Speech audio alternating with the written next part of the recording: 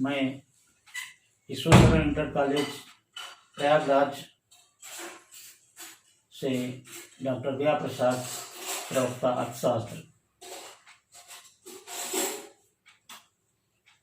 बच्चों, पिछले समय यानी कल, बीते हुए कल, मैंने अर्थशास्त्र की परिभाषाओं का अध्ययन बड़े विधिवत से आपको समझाया था। इस पर परिभाषाओं के विषय में एक एक करके मैंने अवगत कराया। जैसे कि पुनरावृत्ति करते हुए धन संबंधी परिभाषाएं, भौतिक कल्याण संबंधी परिभाषाएं, दुर्लभता या चुनाव संबंधी परिभाषाएं, विकास केंद्रित परिभाषाएं और आवश्यकता विहीनता परिभाषा, जिसमें धन संबंधी परिभाषा को मैंने बड़े विधिवत से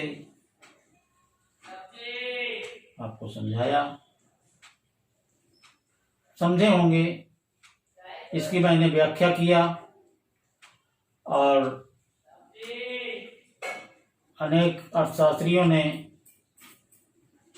इस परिभाषा को खंडित किया, विशेषकर रॉबिन्स जी, मार्शल जी, पीटरसन, जेवीसी।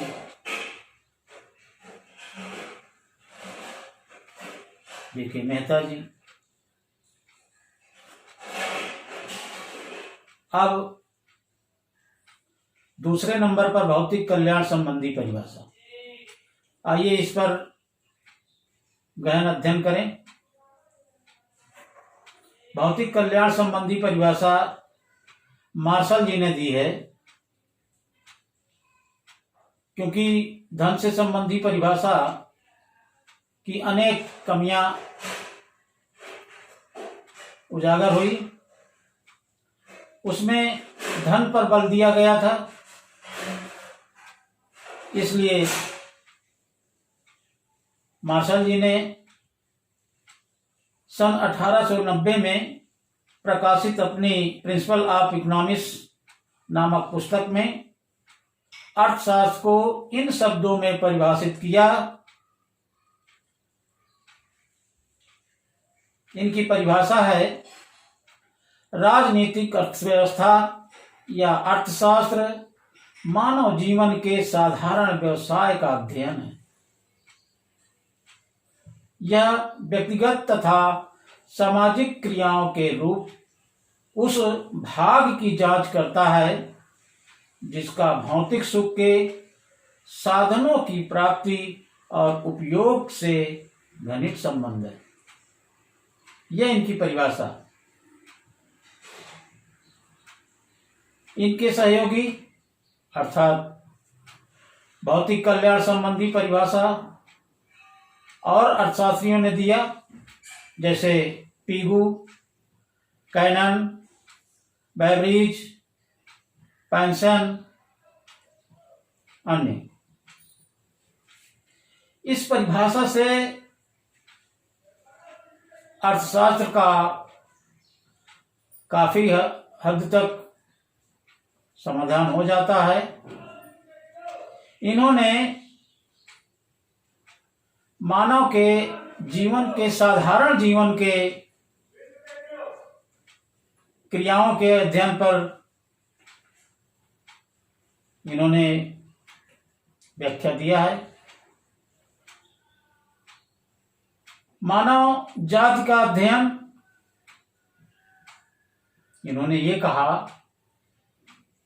कि मानव जाति के अध्ययन है, क्योंकि धन मनुष्य के लिए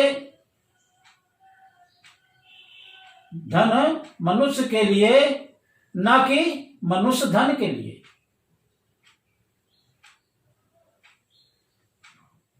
सही है। धन मनुष्य के लिए है, न कि मनुष्य धन के लिए। अर्थात अर्थशास्त्र मानव जीवन के साधारण व्यवसाय का अध्ययन है। यह व्यक्तिगत तथा सामाजिक क्रियाओं के उस भाग की जांच करता है जिसका भौतिक सुख के साधनों की प्राप्ति और उपयोग से घनिष्ठ संबंध है। जीवन का साधारण व्यवसाय जैसे कमाने और खर्च करने, जीवन चलाना,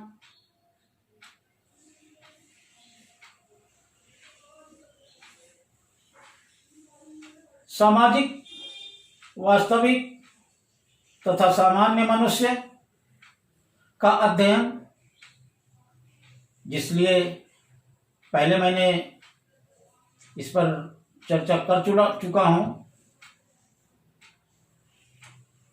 कि अर्थशास्त्र में साधु, सन्यासी, पागल, शराबी, चोर, कंजूस, घूसखोरी आदि लोगों को अर्थशास्त्र से बाहर कर दिया जाता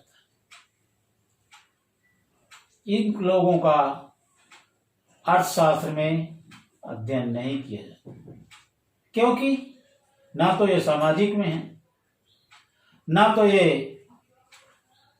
ऐच्छिक है, ना परोक्ष है, आर्थिक है ना अनार्थिक है। अनार्थिक को अर्थशास्त्र में कोई स्थान नहीं। मार्शल जी अपने व्याख्या में व्यक्तिगत तथा सामाजिक क्रियाओं का अध्ययन बताया और मानव के भौतिक कल्याण का अध्ययन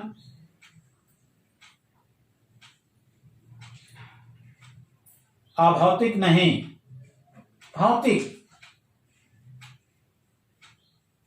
विज्ञान तथा कला है, इन्होंने बताया। अर्थात दोनों है। प्रश्न उठता है, विज्ञान कला है या अर्थात कला है या विज्ञान? विज्ञान भी है और कला भी है। इस तरह से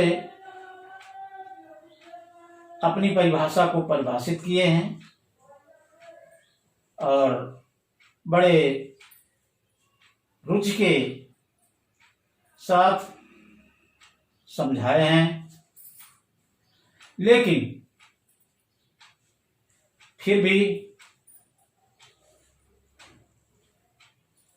मार्शल जी के परिभाषा को रॉबिन्स जी ने खंडित करते हुए अपनी परिभाषा दिए हैं। उनकी परिभाषा दुर्लभता या चुनाव संबंधी परिभाषा। इन्होंने 1932 में अपनी परिभाषा दिया और मार्शल के परिभाषा को खंडित करते हुए इन्होंने मार्शल जी की परिभाषा को बताए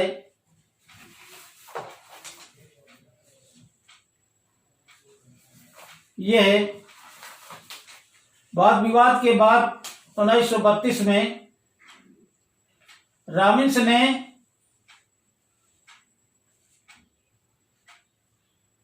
अर्थ की एक नई दृष्टिकोण से परिभाषा देते हुए मार्शल की परिभाषा की कट आलोचना की। जो दोष ये हैं, जीवन के साधारण व्यवसाय का अर्थ स्पष्ट नहीं है। कैसे है? कैसा व्यवसाय? साधारण जीवन अर्थात स्पष्ट नहीं हो पाता।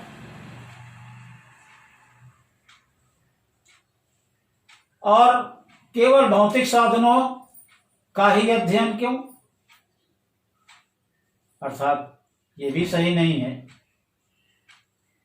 भौतिक कल्याण से संबंधित नहीं है। कल्याण को मापा नहीं जा सकता है, क्योंकि कल्याण की बात किए हैं, इसको मापा नहीं जा सकता।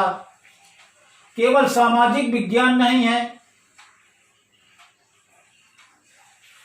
परिभाषा का श्रेणी विभाजन होना, न कि विश्लेषणगत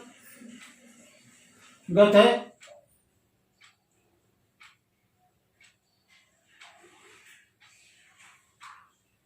अर्थशास्त्र आदर्श विज्ञान नहीं है।